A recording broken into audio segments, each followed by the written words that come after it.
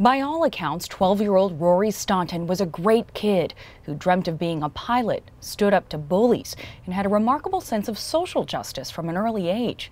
Saints of God, come to his aid. Hasten to meet him, angels of the Lord. His death was sudden. Just days after getting what seemed to be a simple cut on his elbow from playing basketball, he was gone. The same contagious bacteria that causes millions of strep throat cases every year in schools killed Rory Staunton. Contact with respiratory secretion, and that's the most common way that children get strep throat. But they can also be transmitted from person to person through direct contact from the skin as well. Hospital officials said he died from an invasive strep A bacterial infection, which caused toxic shock.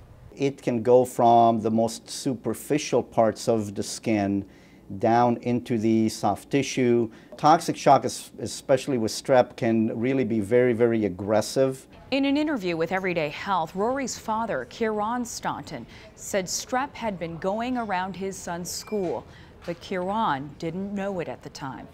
Rory's father says doctors missed the early signs, mistaking his symptoms, high fever and vomiting, for a stomach virus. With an invasive strep, you're usually gonna see some form of significant illness, and that is usually manifested by fever, usually pretty high fever, and there's usually redness, pain, and swelling at the site of the infection. 4 days after that seemingly innocent cut, Rory was gravely ill. His kidneys stopped working, a consequence of toxic shock.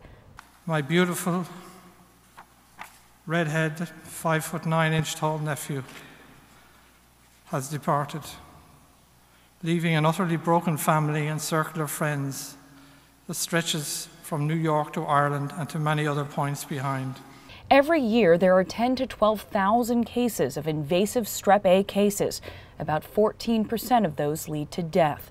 Those with compromised immune systems, including the very young and the elderly, are more susceptible to the infection.